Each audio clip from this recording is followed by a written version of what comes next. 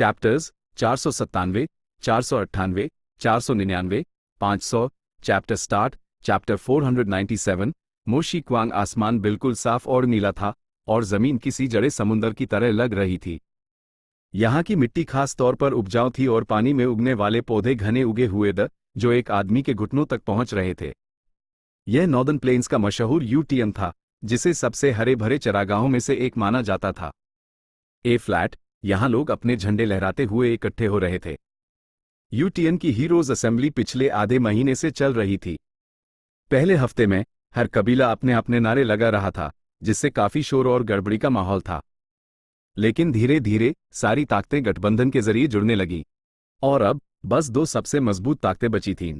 एक तरफ था ल्यू कबीला का ल्यू वेनवू और दूसरी तरफ था ही कबीला का ही लू लैन। इस वक्त दोनों तरफ के लोग एक दूसरे के सामने शान से खड़े थे। लोगों के बीचों बीच एक बड़ा सा बैटल स्टेज बनाया गया था।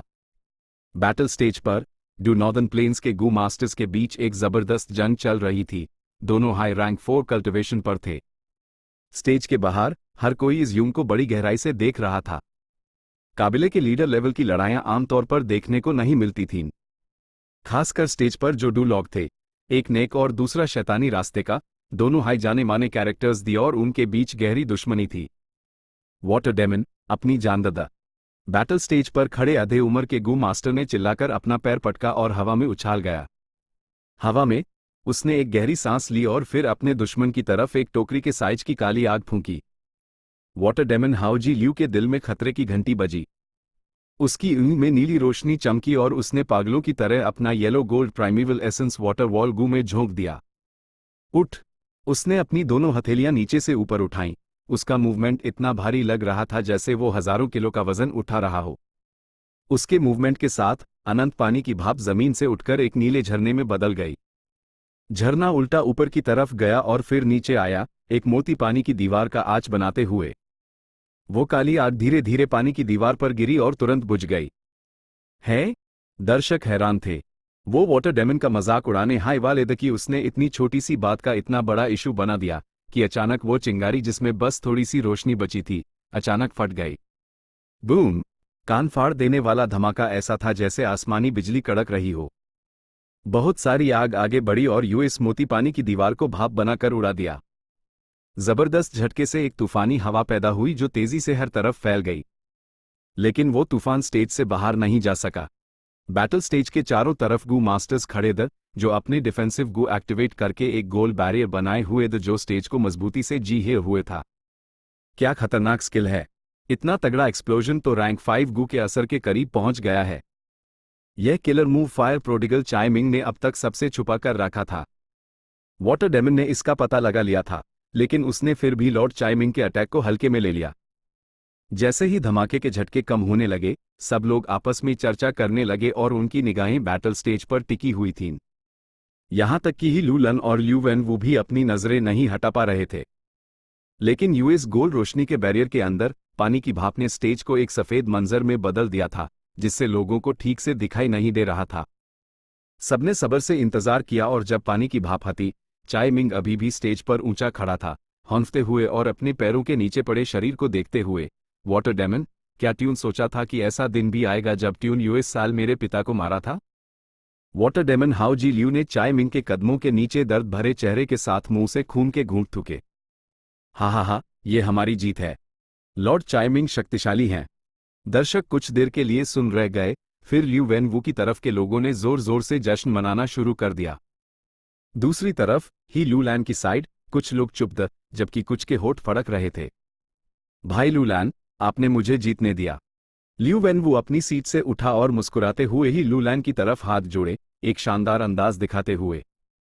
हे लू लैन को लगा जैसे उसने इस नतीजे की उम्मीद नहीं की थी। उसने ठंडे से HMMPH किया।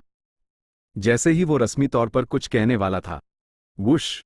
एक हल्की सी आवाज हुई और चाइमिंग ने हैरानी से अपनी छाती की तरफ देखा। एक तेज पानी का ब्लेड उसके दिल से बाहर निकला हुआ था। उसने धीरे से पीछे मुड़कर देखा तो उसका दुश्मन हाउजी ल्यू उसकी तरफ बुरी तरह मुस्कुरा रहा था। उसका चेहरा आग के छालों से भरा हुआ था। ये असली शरीर है तो मेरे पैरों के नीचे। चाइमिंग शक से भर गया। बैंग! ठीक उसी वक्त उसके पैरों के नीचे का हाउजी ल्यू पानी के एक पूल में बदलकर गायब हो गया। यह वाटर इमेज गू है, कोई चिल्लाया। वाटर इमेज गू एक दुर्लभ रैंक 4 गू है, लेकिन वाटर डेमन ने साफ तौर पर अपनी वाटर इमेज को इतना असली दिखाने के लिए कई और तरीके इस्तेमाल किए। उसके कानों के पास की आवाज़ों ने चाय मिंग को अपनी हार का कारण समझा दिया। कमीने, उसने अपनी जिंदगी का आखिरी शब्द कहा और बेहद गुस्से भरे दिल से मर गया। लॉर्ड चाय मिंग, कई लोग दुख में रो पड़े। भाई, चाय कबीला के लीडर की एक से तेजी से आंसू बहने लगे। हा हा हा, हे लू लैन ने अपना सर पीछे किया और जोर से हंसा, अपनी खुशी को जरा भी ना छुपाते हुए। उसने वाटर डेमन की तरफ अंगूठा उठाया। हाउ जी ल्यू, ट्यून बहुत अच्छा काम किया। ये शराब पी। लॉर्ड के इनाम के लिए शुक्रिया।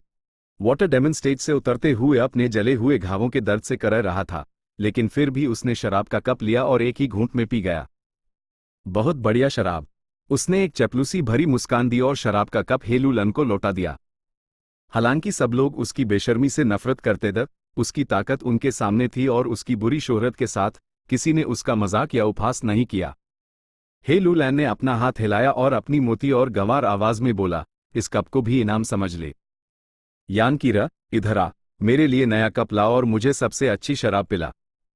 उसके इशारे पर खूबसूरत कपड़ों में एक सुंदर लड़की चुपचाप आगे बढ़ी और ही लू लन के सामने टेबल पर कई शराब के कप रखे, फिर नजाकत से शराब डाली। वो यान कबीला की सबसे बड़ी बेटी थी, ल्यू वेनवू की मंगेतर। वाटर डेमन हाउजी ल्यू ने यूज किडनैप किया था और यूज हे लू लन को एक मीटिंग गिफ्ट के तौर पर पेश किया गया था। हे लू लैन जल्दबाजी में यान कीरा को अपने साथ हीरोज असेंबली में ले आया था ताकि ल्यू वेनवू पर हमला कर सके। यंग मास्टर ल्यू, तुम मुझसे जीत नहीं सकते। क्यों ना हार मान लो और मैं तुम्हारी मंगेतर तुम्हें लौटा दूंगा। हे लू लैन ने एक हाई झटके में शराब पी और अपनी दाढ़ी पर गिरी शराब को गंवारपन से पोंछा। ही, एक मर्द को पत्नी ना होने की चिंता क्यों करनी चाहिए? ये लड़की खूबसूरत है, लेकिन ये मेरे दिल के अंदर की एम्बिशन को कैसे रिप्लेस कर सकती है? भाई लू लैन, क्या आपने पुरानी कहावत नहीं सुनी कि औरतें कपड़ों की तरह होती हैं जबकि भाई हमारे हाथ पैरों जैसे हैं? जबकि भाई लू लैन यूज पसंद करते हैं तो आप उस जरूर रखें। ल्यू वेन वू हंसा, जरा सा भी गुस्सा ना दिखाते हुए। यंग मास्टर ल्यू वकाई एम्बिशियस हैं। यंग मास्टर ल्यू वेन वो हमारे नॉर्दर्न प्लेन्स के असली मर्द हैं। सही, सिर्फ ऐसा ही इंसान हमारे लिए फॉलो करने के लायक है। ल्यू कबीला के लोग एक के बाद एक ल्यू वेनवू के समर्थन में बोलने लगे। क्योंकि ये एक औरत का मामला था, उन पर कोई असर नहीं हुआ और उनके मन में कोई जवाबी हमला करने का ख्याल भी नहीं आया। यह नॉर्दर्न प्लेन्स की परंपरा थी, मर्दों को औरतों से ऊपर समझना, औरतें कपड़ों की तरह और भाई हाथ पैरों की तरह। ये कहावत किसी और ने नहीं बल्कि जायंट सन इमॉर्टल वेनरेबल ने कही थी। जायंट सन इमॉर्टल वेनरेबल ने जो ब्लड लाइन्स आगे बढ़ाई थीं, उन्हें सामूहिक रूप से हुआंग जिन फैमिली कहा जाता था। हुआंग जिन फैमिली नॉर्दर्न प्लेन्स में सर्वोच्च अधिकार रखती थी और अपने पुराने पूर्वजों की परंपरा का पालन भी करती थी। चूंकि ल्यू वेनवू ही लू लैन से बराबरी की टक्कर दे सकता था, वो जाहिर है कोई आसान दुश्मन नहीं था। उसकी बातों ने उल्टा ही लू लन के लस्टफुल और अनएम्बिशियस नेचर का मजाक उड़ाया था, जिससे ऐसा लग रहा था कि वो दुनियावी मामलों में नहीं उलझता। हे लू लैन ने गुस्से से HMMPH किया, तुम्हारे ल्यू कबीला वाले हमेशा से बातें अच्छी करते आए हैं, लेकिन उससे क्या? आओ आओ आओ, हम अपने लोग स्टेज पर भेजेंगे और एक मैच करेंगे। ल्यू वेनवू का चेहरा तुरंत थोड़ा बदल गया। यान की रसे ज्यादा, ये उसकी सबसे बड़ी कमजोरी थी। पिछले 9 मैचेस में वो सिर्फ 3 मैच जीता था और कई एक्सपर्ट्स खो चुका था। थोड़ी देर पहले हुए बैटल में उसने रैंक 4 एक्सपर्ट फायर प्रोडिगल चाय मिंग को भी खो दिया था। ए फ्लैट ही लू लैन यूज फिर से बैटल के लिए बुला रहा था और उसके पास एक्सेप्ट करने के अलावा कोई चारा नहीं था। अगर वो एक्सेप्ट नहीं करता तो ये उसकी कायरता दिखाता। नॉर्दर्न प्लेन्स के मर्द सबसे ज्यादा एक काय मास्टर से नफरत करते थे, लेकिन अगर उसने एक्सेप्ट किया तो जीतने से ज्यादा हारने की संभावना थी। डैम इट, यह बदमाश जानबूझकर मुझे चैलेंज कर रहा है ताकि मेरी एलीट बैटल फोर्सेस को कमजोर कर सके, लेकिन मैं हीरोज असेंबली में कमजोरी नहीं दिखा सकता। इस बार किसे भेजना चाहिए? ल्यू वेनवू ने मन ही मन दांत पीसे, उसकी निगाहें अपने पास घूमने लगी। उसके साथ नेक और शैतानी दोनों रास्तों के लोग द, जिसमें जाने माने कैरेक्टर्स की कोई कमी नहीं थी, लेकिन इस वक्त उनकी हिम्मत नहीं हुई कि वो ल्यू वेनवू की नजरों से नजरें मिलाएं और या तो उन्होंने अपना सर झुका लिया या दूर कहीं देखने लगे। जैसे हाई ल्यू वेनवू के लोग अजीब सा महसूस कर रहे थे। दूर से एक जोर की आवाज आई, बड़े भाई, चिंता मत करो, मुझे भेजो। तीसरा भाई आ गया। ल्यू वेनवू आवाज सुनकर बहुत खुश हुआ। भीड़ अलग हो गई और एक रास्ता बन गया। जो शख्स यूएस रास्ते से गुजरा, उसने सबको हैरान कर दिया। ये शख्स लंबा था और उसका शरीर कसरती था, मुंह भयानक और नाक चौड़ी थी, उसकी स्किन स्याही की तरह काली थी और उसके बर्फ जैसे सफेद घने बाल और दाढ़ी एक साथ मिलकर एक शेर की गर्दन के बालों की तरह लग रहे थे। सफेद बाल और काली स्किन इतना अनोखा कॉम्बिनेशन था कि भीड़ कुछ देर के लिए हैरान रह गई। फिर किसी ने चिल्लाकर इस शख्स की पहचान बताई, ये शख्स एक इंकमान है। रॉकमैन, एगमन, हेरी मन और इंकमान रेंजू के वंशज नहीं बल्कि वेरिएंट मैन थे। इंकमान का जिक्र लेजेंड्स ऑफ रेंजू में भी था। उनका वतन बुक माउंटेन था। बुक माउंटेन में एक इंक वाटरफॉल था जो लिटरेचर स्प्रिंग पर गिरता था और उफानती हुई स्याही चट्टानों पर गिरकर इंकमैन बनाती थी। बड़े भाई, छोटे भाई को देर हो गई। ये इंकमान साइट के बीच में चला गया और ल्यू वेनवू के सामने गहराई से झुका। देर नहीं हुई, बिल्कुल नहीं। तुम बिल्कुल सही समय पर आए हो। ल्यू वेनवू ने इंकमान के कंधे पर थपथपाया और सबसे उसका परिचय कराया। दोस्तों, यह मोशी क्वांग है, जिसके साथ मैंने अपने शुरुआती दिनों में भाई का रिश्ता बनाया था। मोशी क्वांग। यंग मास्टर ल्यू की नज़र वकाई अच्छी है, एक मामूली से वेरिएंट मन के साथ दोस्ती कर ली। ठीक है, मेरे वाइपर प्रिंस को तुम्हारे भाई के साथ दो डुहात करने दो। हे लूलैन की तरफ से एक तिकोनी इल्ड वाला मेलगू मास्टर बाहर निकला। आजा। वाइपर प्रिंस बैटल स्टेज पर गया और मोशी क्वांग को अपनी उंगली से इशारा किया। मोशी क्वांग इस हरकत से भड़क गया और गुस्से में तुरंत स्टेज पर कूद पड़ा। मर जा। उसने अपनी दोनों हथेलियां ताली की तरह मारी। बूम! एक अदृश्य शक्ति ने सब कुछ रौंद डाला, बिना किसी रुकावट के वाइपर प्रिंस की तरफ बढ़ी। क्या? चीपात। Rank 4 peak stage. Shit! Viper prince अपनी बात भी पूरी नहीं कर पाया कि उस कीमा बना दिया गया जो फिर हर तरफ छिटक गया। नतीजा एक हाई मूव में तय हो गया था। गैस्प! हवा में ठंडी सांस लेने की आवाजें गूंज उठी। चैप्टर 498 वुल्फ हाउल। हे लूलैन ने मोशी क्वांग को एक उदास चेहरे से देखा। जब मोशी क्वांग स्टेज पर चढ़ा था तभी उस कुछ बुरा होने का एहसास हो गया था, लेकिन जब मोशी क्वांग ने वाइपर प्रिंस को एक हाई मूव में कीमा बना दिया तो हे लूलैन का दिल भारी हो गया। मोशी क्वांग एक रैंक 4 पीक स्टेज एक्सपर्ट था और की पाथ कल्टिवेट करता था। इंसान सभी जीवित प्राणियों की आत्मा थे और होपगू के जरिए अपना एपर्चर जे ग्रट कर सकते थे। क्योंकि वेरिएंट मैन के नाम में मैन शब्द था, उनकी स्पिरिचुअलिटी जानवरों से नेचुरली ज्यादा थी। लेकिन यह स्पिरिचुअलिटी इंसानों से बहुत कम थी, इसलिए बहुत कम वेरिएंट मैन कल्टीवेशन में ऐसी उपलब्धियां हासिल कर पाते थे। वेरिएंट मैन की बड़ी संख्या अपनी पूरी जिंदगी में कभी अपना एपर्चर जे ग्रट नहीं कर पाती थी, सिर्फ कुछ किस्मत वाले ही कर पाते थे। और इन किस्मत वालों में से भी सिर्फ कुछ हाई कल्टीवेशन में सफलता हासिल कर पाते थे। ये मोशी क्वांग एक ऐसा ही खास मामला था। कोई हैरानी नहीं कि ल्यू वेनवू ने मोशी क्वांग से दोस्ती की। अगर मैं उसकी जगह होता तो मैं भी ऐसे रैंक 4 पीक स्टेज एक्सपर्ट से दोस्ती करने को तैयार हो जाता। बहुत से लोगों को अब समझ में आया। एब, ओए काले मोटे, उधर जो है, तू ही है जो मेरे बड़े भाई के खिलाफ खड़ा होना चाहता है।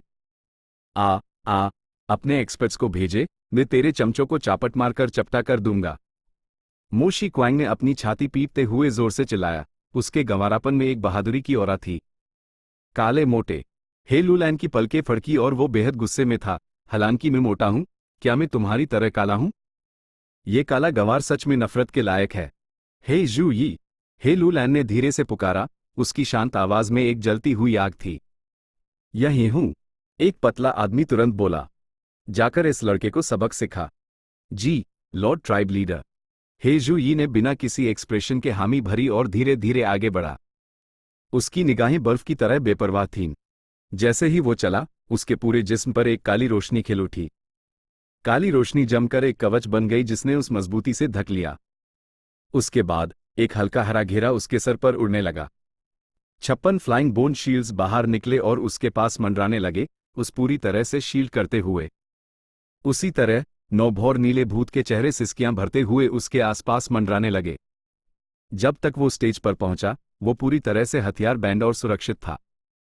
भीड़ में शोर मच गया। ही लूलैन की बातें बहुत प्रभावशाली थीं, लेकिन उसने असल में एक डिफेंसिव गू मास्टर को भेजा था ताकि मोशी क्वांग के ट्रम्प कार्ड्स बाहर निकलवा सके। आहा। मोशी क्वांग उल्टा बहुत खुश था। तू एक ऐसा बंदा है जो मार खाने आया है, मेरा मुक्का खा। जैसे ही उसने ये कहा, उसने अपना दाहिना हाथ मुट्ठी में बंधा और ही जूई पर जोर से मुक्का मारा।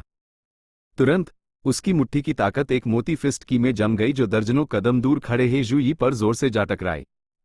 अगर कोई और होता तो ये एक मुक्का हाईयूज अपाहिज कर देता अगर वो मरता नहीं तो। लेकिन ही जूई ने इस मौके को जबरदस्ती जेल लिया। उसका ऊपरी शरीर थोड़ा हिला, लेकिन उसका निचला शरीर जरा भी नहीं हिला। बढ़िया।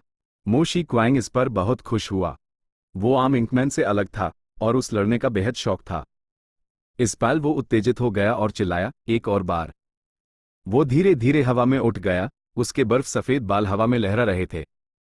हे जूई से थोड़ी दूरी बनाने के बाद उसने तेजी से मुक्के मारना शुरू कर दिए। मुक्कों की परछाइयां तूफानी बारिश की तरह बरसने लगी। पारदर्शी फिस्ट ची हे जूई की तरफ छूट रही थी। डी हेचे, डी हेचे, डी हेचे, डी हेचे। फिस्ट ची हे जूई के कवच पर फटने लगी, जिससे गरजते हुए बादल जैसी आवाज आ रही थी।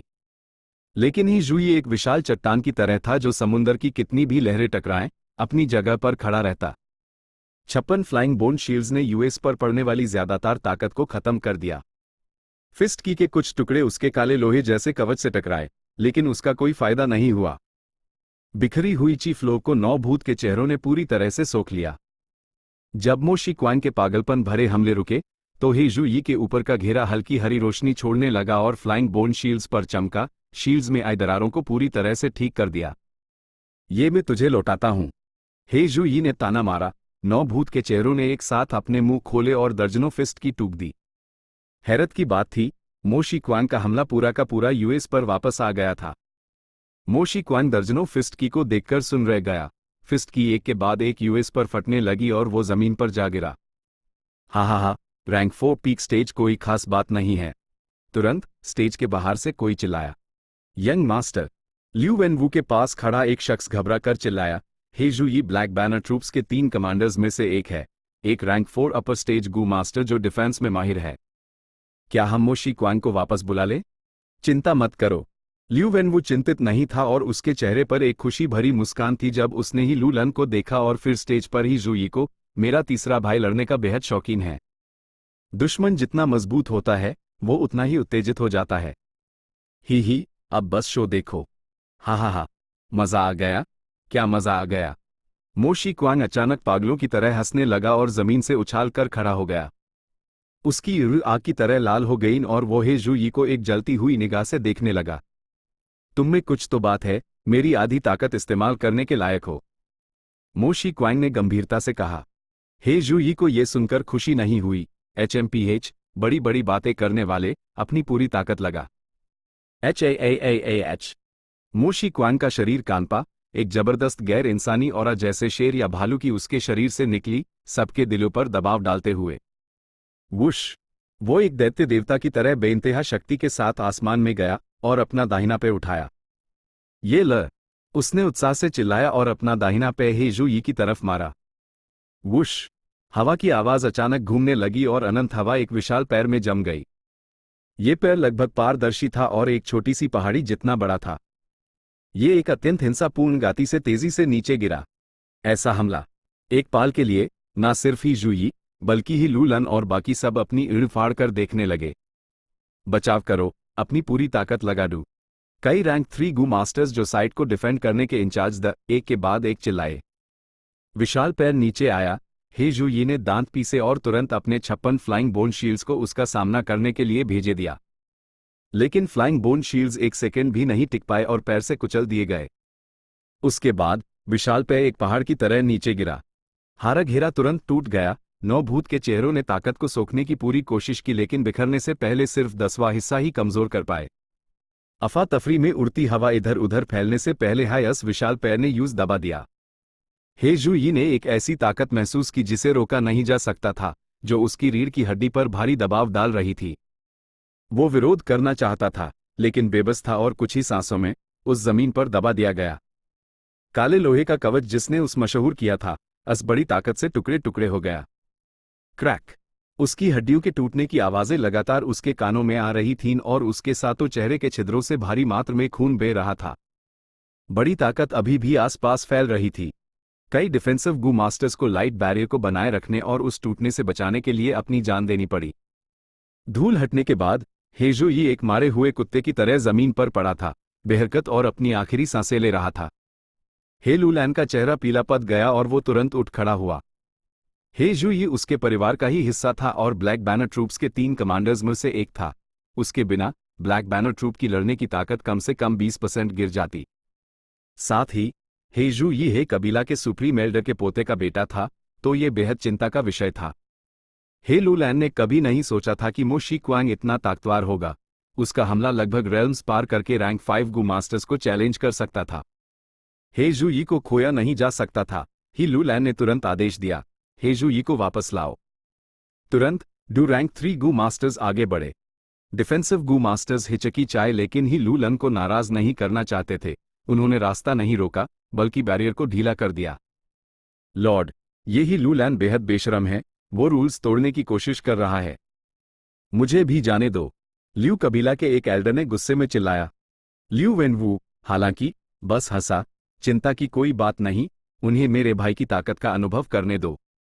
बदमाशों का झुंड, मो शी क्वांग ने गुस्से में चिल्लाया और फिर अपनी दाहिनी मुट्ठी से आगे हवा में लहराया। ऐसा लग रहा था जैसे वो हजारों किलो का वजन खींच रहा हो जब उसने अपना हाथ हिलाया, जिससे धीरे धीरे ताकत लगाने का एहसास हो रहा था।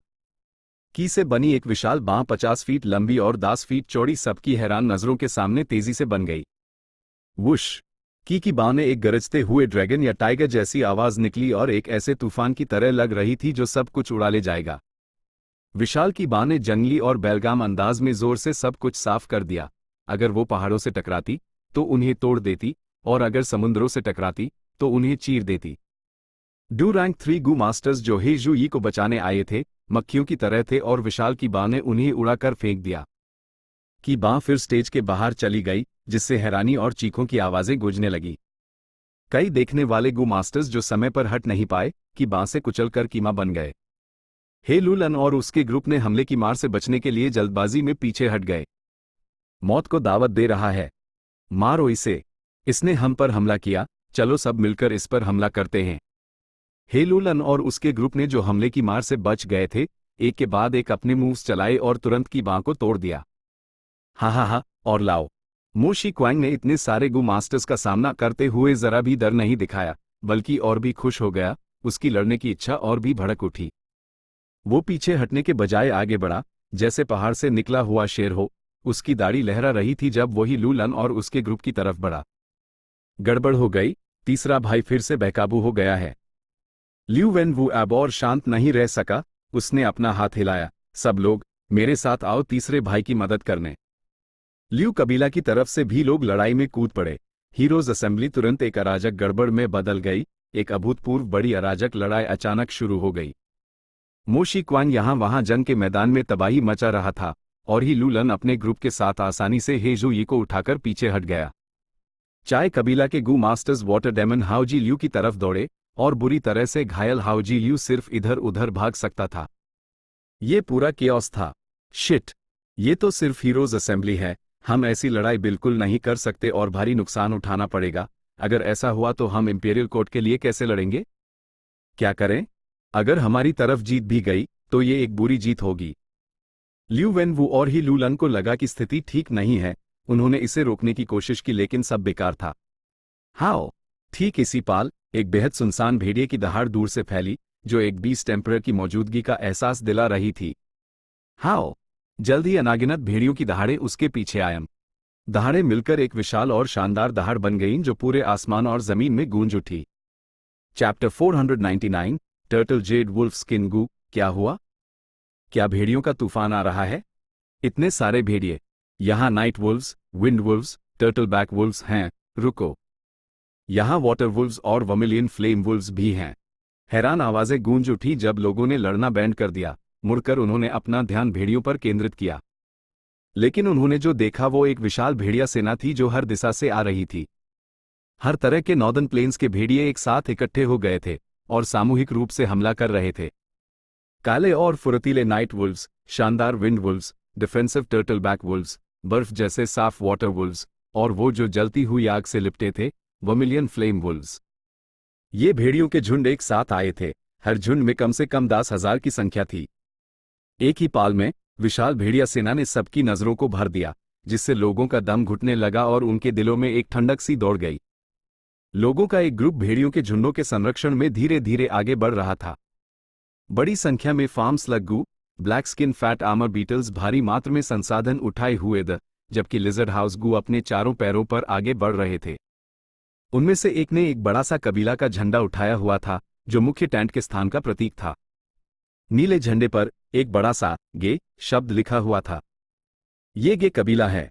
इसका मतलब ये चांग शन यिन की भेड़िया सेना है। क्या चांग शन यिन ने लगातार 3 कबीलों से जंग नहीं लड़ी थी? उसके भेड़ियों के झुंड इतने कैसे बढ़ गए? शक और सवाल सबके दिलों में भर गए। हमारी इंटेल के मुताबिक वुल्फ किंग के पास नाइट वुल्व्स, विंड वुल्व्स और टर्टल बैक वुल्व्स हैं। लेकिन ये सारे वाटर वुल्व्स और वर्मिलियन फ्लेम वुल्व्स कहां से मिले? ल्यू वेन वू का चेहरा गंभीर था। बड़े भाई मो शी क्वांग ल्यू वेन वू के पास लौट आया। विशाल भेड़ियों के झुंडों ने उसके दिल को भी सीक्रेटली उछाल दिया था। वाटर वुल्व्स का तो आसानी से एक्सप्लेनेशन मिल सकता है। आखिर गे कबीला क्रेसेंट लेक में इतने लंबे समय तक रुका था और वहां वाटर वुल्व्स सबसे आम हैं। लेकिन कोई मुझे बता सकता है कि ये 80,000 वर्मिलियन फ्लेम वुल्व्स कहां से आए? Vermilion flame Wolves wind Wolves, water Wolves और नाइट वुल्व्स से कहीं ज्यादा दुर्लभ हैं। जंगली भेड़ियों में उनकी अटैक पावर सबसे ज्यादा है। हमें ठीक से चेक करना होगा, चांग शन यिन को अचानक इतनी शक्तिशाली सेना कहां से मिली? कोई मुझे बता सकता है? एक ही पाल में अनागिनत कबीला लीडर्स और एल्डर्स ने अपने कबीलों के इंटेल गैदरिंग गू मास्टर्स को कोसा। वर्मिलियन फ्लेम वुल्व्स को भूल जाओ, सबसे बड़े नाइट वुल्फ को देखो, क्या वो एक वुल्फ एम्परर है? जॉन फे ये ने इशारा करते हुए चिल्लाया। सच तो ये था, जैसे हाई नाइट वुल्फ एम्परर दिखा, कई निगाहें पहले से हाई यूज आंक रही थीं। ये सच में एक नाइट वुल्फ एम्परर है। एक वुल्फ एम्परर का अधिकार पूरा होता था। बिकाऊ चुवान ने इसकी पुष्टि करने के बाद सूखे गले से कहा। सबकी सांसें अटक गईं। वुल्फ एम्परर, ये एक रैंक 5 गू मास्टर की ताकत के बराबर था। चांग शन यिन तो सिर्फ एक रैंक 4 गू मास्टर था, उसके पास असल में एक वुल्फ एम्परर का कंट्रोल था।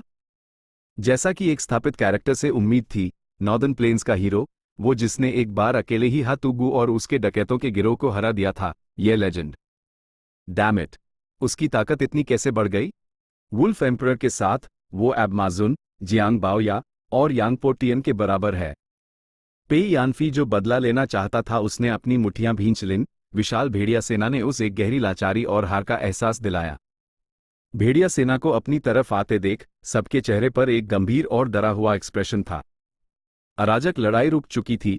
सब लोग ल्यू वेन वू और ही लू लन के पास इकट्ठे हो रहे थे, अपने अपने फॉर्मेशंस में आ रहे थे। जल्द ही सबकी नजरों के सामने Fang Yuan white eyes wolf पर सवार होकर गे ग्वांग और बाकी सबके साथ ही लू लन के पास आया। वुल्फ किंग चांग शन यिन, मैंने आपका नाम बहुत सुना है। हे लू लैन ने सबसे पहले उस सलाम किया। हे लू लैन का शरीर एक गुस्से में भरे भालू की तरह हट्टा कट्टा था। उसके असमान चमकते सफेद दांत खंजर की तरह थे, जो लोगों को एक क्रूर एहसास देते थे। उसकी तिकोनी ऊँग खतरनाक चमक से चमक रही थीं। ये आदमी बेहद लस्टफुल था, यह नॉर्दर्न प्लेन्स में सब जानते थे। फैंग युआन हल्के से हंसा और ल्यू वेन वू की तरफ मुड़ा। ल्यू वेन वू ने सफेद कपड़े पहने हुए उसमें एक पढ़े लिखे आदमी की औरा थी, एक परफेक्ट यंग मास्टर जैसा लग रहा था। उसकी एड़ी शांत थी और उसका चेहरा जड़े जैसा था। उसके पास एक 9 फीट लंबा इंकमन खड़ा था। उसका शरीर काला था और उसके सफेद बाल एक रक्षक की तरह खड़ा था। वो इस इंपीरियल कोर्ट कंपटीशन में नंबर 1 भयानक जनरल था, मो शी क्वांग। ल्यू वेन वू का दिल उछाल पड़ा। फैंग युआन की गहरी निगाहों ने यूज कुछ गड़बड़ होने का एहसास दिलाया। चांग शन यिन और चांग कबीला की दुश्मनी गे कबीला ने क्रेसेंट लेक की लड़ाई के दौरान पूरी दुनिया में फैला दी थी। अभी चांग कबीला ने पहले हाई ल्यू वेन वू के आगे घुटने टेक दिए थे। अगर चांग शन यिन को चांग कबीला से बदला लेना है तो यूज पहले ल्यू वेन वू से निपटना होगा। फैंग युआन ने अपनी निगाहें हटाई। ही लू लन को देखते हुए उसने एक सादे लहजे में कहा, लेकिन उसकी आवाज सबके कानों में गूंज रही थी, मेरे वापस आने का कारण बदला लेना है। इत्तेफाक से इंपीरियल कोर्ट के लिए कंपटीशन चल रहा था। इससे मुझे नॉर्दर्न प्लेन्स के सभी महान बहादुरों से मिलने का मौका भी मिलेगा। भाई लू लैन, क्यों ना हम टीम बना लें? हे लू लैन की एड़ी की पुतलियां सिकुड़ गईं और वो खुशी से उठ खड़ा हुआ। फैंग युआन की तरफ बढ़ते हुए उसके कंधों को पकड़कर हंसने लगा। वुल्फ किंग की मदद मिलना, ये मेरे लिए सबसे बड़ा सम्मान होगा। ही कबीला में लोग अचानक जोश में आ गए और जोर जोर से नारे लगाने लगे।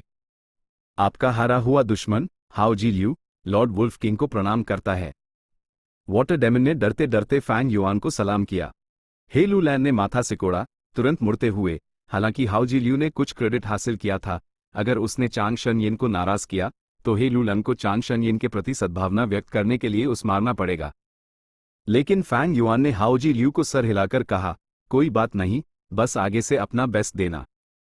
हाओ जी ल्यू ने एक बड़ी राहत की सांस ली। हा, वुल्फ किंग का दिल वकाई बड़ा है, ऐसी उदारता मैं प्रभावित हूं। हे लू लैन की हंसी और तेज हो गई। हाओ जी ल्यू एक रैंक 4 अपर स्टेज गू मास्टर था, एक एब्सोल्यूट एक्सपर्ट। ए फ्लैट जबकि यूज दोनों जहां की खुशियां मिल गई थीं, वो बेहद खुश था। जब ही कबीला जश्न मना रहा था, ल्यू कबीला गंभीरता में डूब गया। हालांकि ल्यू वेनवू ने इसका अनुमान लगाया था, उसका मूड फिर भी खराब हो गया। अगर मुझे ये पता होता तो मैं चांग कबीला की रिक्वेस्ट के लिए हाँ नहीं करता। एक चांग कबीला चांग शन यिन से कैसे कंपेयर कर सकता है? अफसोस, लेकिन अब जो हो गया है, मैं न्यूज सुधार नहीं सकता। उसने अपने दिल में आह भरी। यानकीर उसकी होने वाली पत्नी थी, लेकिन वो उस छोड़ सकता था। सिर्फ पितृसत्तात्मक परंपराओं की वजह से नहीं, बल्कि इसलिए भी कि यान कबीला खत्म हो चुका था। लेकिन चांग कबीला की ताकत अभी भी बरकरार थी। अगर उसने सच में चांग कबीला को छोड़ दिया तो यह उन सभी कबीलों को निराश और डरा देगा जिन्होंने उसके आगे घुटने टेके वो ल्यू वेनवू ऐसा काम नहीं कर सकता था। हे ट्राइब लीडर, मेरा वांग कबीला आपके साथ जुड़ना चाहता है, आप क्या सोचते हैं? ही लू लैन, मेरा फैंग कबीला इस बार आप पर दाव लगाएगा। ये कबीला ही कबीला के आगे झुकने को तैयार है। एक ही पाल में कई अनिर्णायक बड़े कबीलों ने तुरंत ही लू लैन के साथ जाने का फैसला किया। हालांकि ल्यू वेनवू के पास मो शिक्वांग जैसे भयानक जनरल्स द वुल्फ किंग चांग शन यिन ने ही लू लैन के साथ गठबंधन कर लिया था। इतने बड़े भेड़िया ग्रुप के वैंगार्ड होने से कौन जाने भविष्य में कितने लोगों की जानें बच जाएंगी। इस तरह यूटियन हीरोज असेंबली के सभी कबीलों ने अपना फैसला कर लिया। एक बड़ा हिस्सा ही लू लैन में शामिल हो गया, जबकि बाकी ल्यू वेनवू के पास चले गए। हा, ल्यू कबीला के लड़के, अब हम अगले बैटल में मिलेंगे। भाई लू लैन, फिर मिलेंगे। अभी लड़ने का समय नहीं था, यूटियन के बाहर अभी भी कई शक्तिशाली ताकतें थीं। दोनों ग्रुप सतर्क जब वो एक दूसरे से दूर अपने मुख्य कैंप की तरफ बढ़े। वापसी के रास्ते में ल्यू वेनवू ने इंटेल कबीला के एल्डर को बुलाया और सार्वजनिक रूप से यूज डांटा। चांग शन यिन के भेड़िए कहां से आए? पता लगाओ, साफ साफ पता लगाओ। जी यंग मास्टर, मैं अपनी गलती जरूर सुधरूंगा। कबीला का एल्डर माथे पर पसीना लिए चला गया। भाई, चिंता मत करो, उसके पास कितने भी भेड़िए हों, मैं सीधे इस चांग शन यिन पर हमला करके उस मार सकता हूं। मो शिक्वांग ने यूज एक निडर लहजे में सांत्वना दी। लेकिन ल्यू वेनवू गहरी सोच में डूबा था। एक एंस्लेवमेंट पाथ मास्टर के खिलाफ कोई भी निश्चित रूप से लीडर का सर काटने की टैक्टिक चुनता। लेकिन अब जबकि चांग शन यिन हे लू लैन के पास चला गया है, जब वो फिर से लड़ाई में मिलेंगे ही कबीला निश्चित रूप से उस सुरक्षित रखेगा। टैब यूज मारना बेहद मुश्किल होगा, लेकिन वो अपने भाई की चिंता को नजरअंदाज नहीं कर सकता था। ल्यू वेनवू हल्के से मुस्कुराया, मो शिक्वांग के कंधे पर थपथपाते हुए, ही, तीसरे भाई, तुम एक अद्वितीय योद्धा हो जो आसानी से दुश्मन का सर ले सकता है, मुझे तुम पर पूरा भरोसा है। बड़े भाई, तुम दूसरे भाई को भूल गए। जैसे ही वो अपनी बंद कोठरी की कल्टीवेशन से बाहर आएगा, हम तीनों भाई मिलकर काम कर सकेंगे। पूरे नॉर्दर्न प्लेन्स में डरने की क्या बात है? मो शिक्वांग हंसा। दूसरा भाई? ल्यू वेनवू की एड़ी चमक उठी, उसके दिल से दबाव हट गया। सही कहा, जब दूसरा भाई बाहर आएगा, चांग शन यिन हमारे सामने कुछ नहीं है जब हम मिलकर काम करेंगे। लेकिन अभी हमें ही कबीला से परेशान नहीं होना चाहिए, ये एक मुश्किल कबीला है।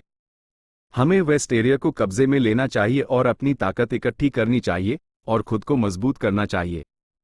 जैसा आप चाहें भाई, मैं आपके पीछे चलूंगा।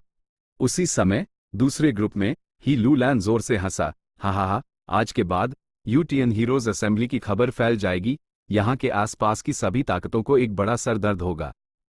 भाई शन यिन, आपकी भेड़िया सेना निश्चित रूप से उन्हें संदेह और डर में डाल देगी।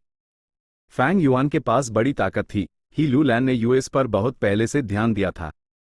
ए फ्लैट जबकि वो अपनी मर्जी से उसके साथ जुड़ गया था, इसे कबीला के लीडर को निश्चित रूप से उसके साथ रिश्ता बनाना था।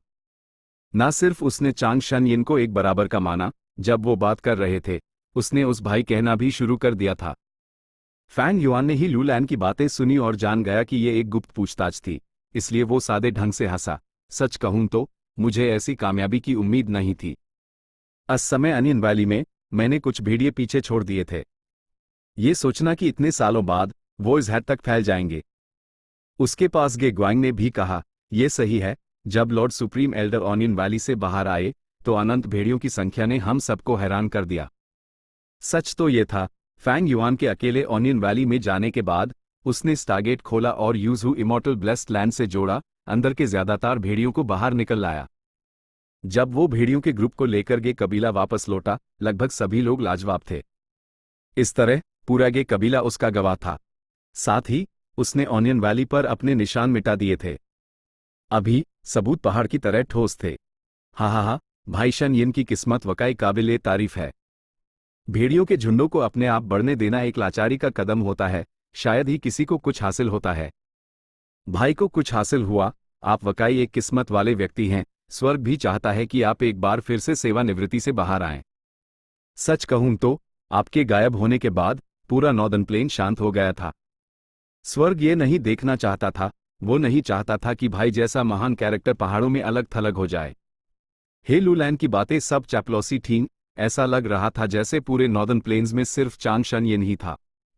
लेकिन फैंग युआन ने जानबूझकर एक हल्की मुस्कान दी, अहंकार से हेस्ट हुए।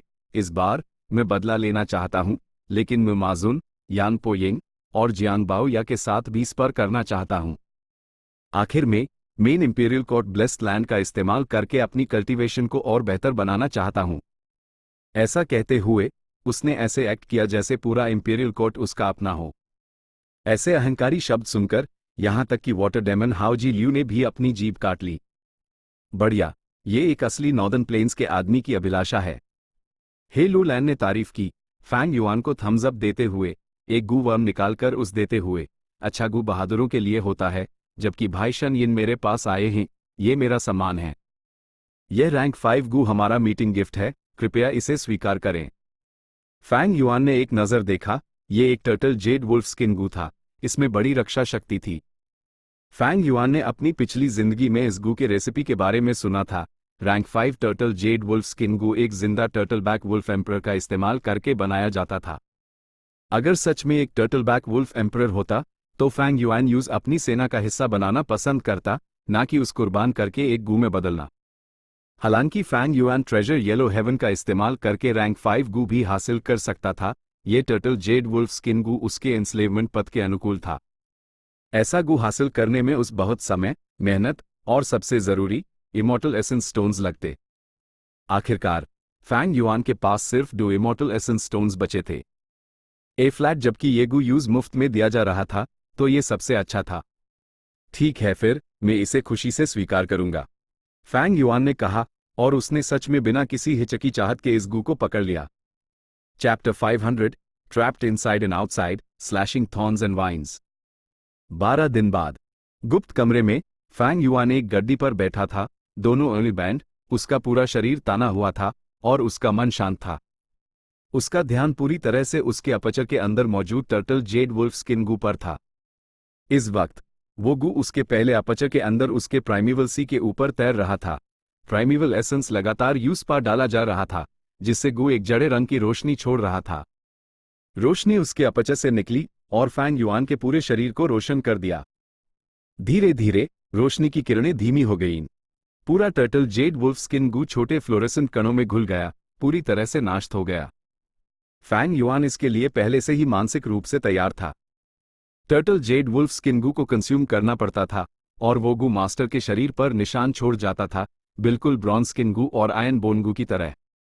पिछले कुछ दिनों से मैं लगातार सिकल्शन में था, मेरा शरीर आखिरकार टर्टल जेड वुल्फ स्किन से रिफाइन हो गया है। फैंग युआन ने धीरे से अपनी आंखें खोली और अपनी आस्तीनों के कफ्स पीछे करके अपनी बाहों की स्किन को जांचा। उसकी स्किन अभी भी मांस के नेचुरल रंग की थी, लेकिन जब फैंग युआन ने एक खंजर निकला और बेरहमी से अपनी बाह पर वार किया, तुरंत टर्टल जेड वुल्फ स्किन गू के प्रभाव एक्टिवेट हो गए। जब खंजर उसकी स्किन से टकराया तो स्किन तुरंत एक जड़े हरे रंग की हो गई, जबकि कछुए के खोल की हल्की लकीरें बाहर की तरफ फैलीं। स्किन को काटना लोहे या शायद जड़े से टकराने जैसा था, लेकिन स्किन में अभी भी थोड़ा लचीलापन था। फैंग युआन ने संतुष्टि से सर हिलाया। टर्टल जेड वुल्फ स्किन गू रैंक 5 है। इसकी डिफेंसिव पावर वाकई कमाल की है। सबसे जरूरी बात, इसे एक्टिव यूज की जरूरत नहीं है। जैसे ही किसी पर हमला होता है, डिफेंसिव प्रॉपर्टीज एक्टिवेट हो जाती हैं। ये बेहद प्रैक्टिकल है क्योंकि इस प्रक्रिया में कोई प्राइमेवल एसेंस खर्च नहीं होता। एक गू इमॉर्टल के लिए रैंक 5 गू हासिल करना मुश्किल नहीं था, हालांकि मॉर्टल गू मास्टर्स के लिए ये काफी दुर्लभ थे। बड़ी संख्या में रैंक 5 गू मास्टर्स के पास उनके पास सिर्फ एक रैंक 5 गू होता है। कुछ के पास तो रैंक 5 गू भी नहीं होता, बल्कि वो सब्स्टिट्यूट के तौर पर रैंक 4 गू का सहारा लेते हैं। फैंग युआन से मिलने पर ही लू लैन ने तुरंत टर्टल जेड वुल्फ स्किन गू का इस्तेमाल करके उस ललचाया, जो बाकी लोगों की नज़रों में एक बहुत बड़ा इन्वेस्टमेंट था। फैंग युआन की नज़रों में एक रैंक 5 गू कोई बड़ी बात नहीं थी, लेकिन इसने यूज हे लू लैन की तरफ से सच्चाई का एहसास दिलाया। टर्टल जेड वुल्फ स्किन का मॉडिफिकेशन हो गया है। अगला कदम अपनी ताकत बढ़ाना है। फैंग युआन अपनी गड्डी पर स्थिर बैठा रहा, हर मिनट का पूरा इस्तेमाल करते हुए लगन से अपनी ताकत बढ़ा रहा था। उसने एक स्ट्रेंथ ऑफ 10 जून गू बाहर भेजा। ये गू एक लोहे के बाद जैसा था। प्राइमेवल एसेंस से इन्फ्यूज होने के बाद यह फैंग युआन के सर के ऊपर तैरने लगा और उसके बाद एक शानदार रोशनी से खिल उठा, उसके पूरे शरीर को ढक लिया और उसके शरीर पर एक खास स्ट्रेंथ पाथ डाउ मार्क अंकित कर दिया।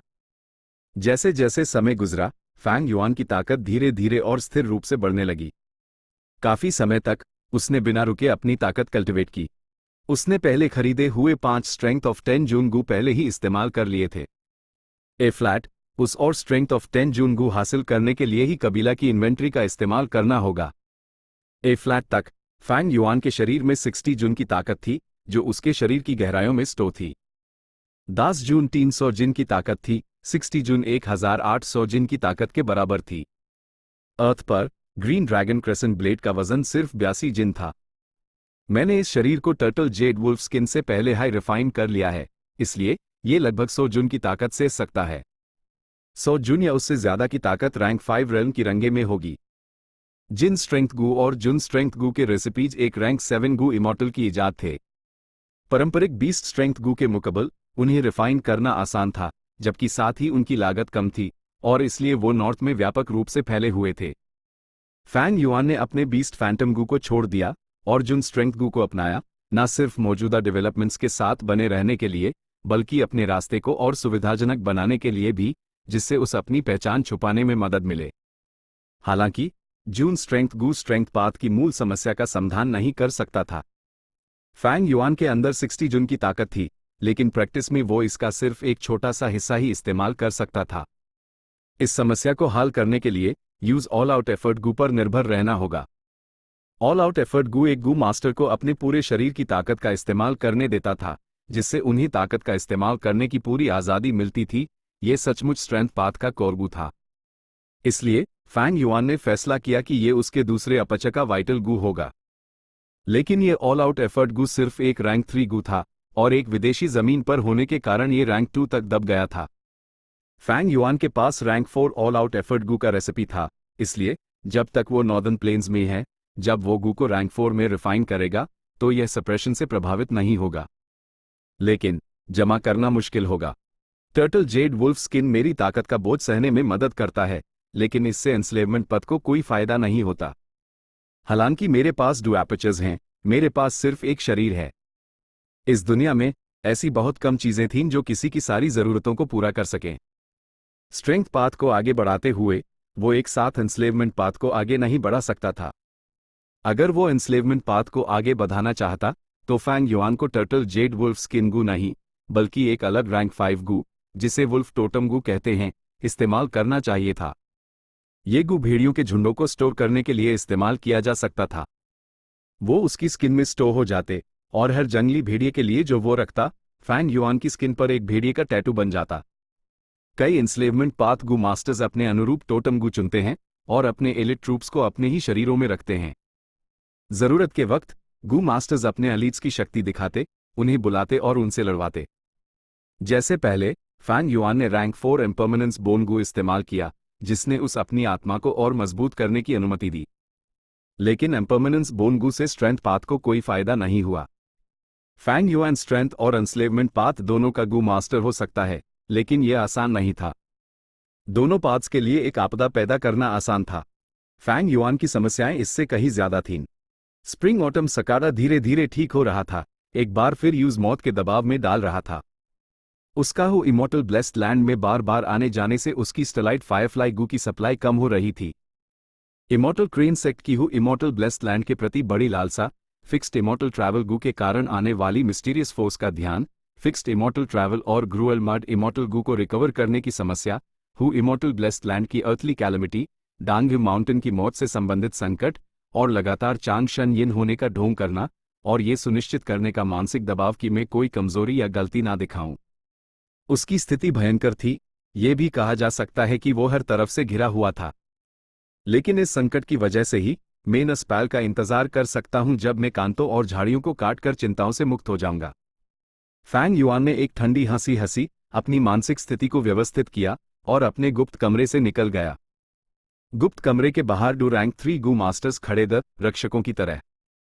वुल्फ किंग की पहचान इस स्थिति का मुख्य कारण थी। ही कबीला कैंप में पहुंचने के बाद उन्होंने तुरंत उस सख्त सुरक्षा देने का फैसला किया। प्रणाम, लॉर्ड वुल्फ किंग। जब दोनों गू मास्टर्स ने फैंग युआन को बाहर आते देखा तो उन्होंने तुरंत उस सलाम किया और रिपोर्ट किया, लॉर्ड हे लूलान ने दूसरे लॉर्ड्स को जरूरी काम के लिए भोज पर आमंत्रित किया है।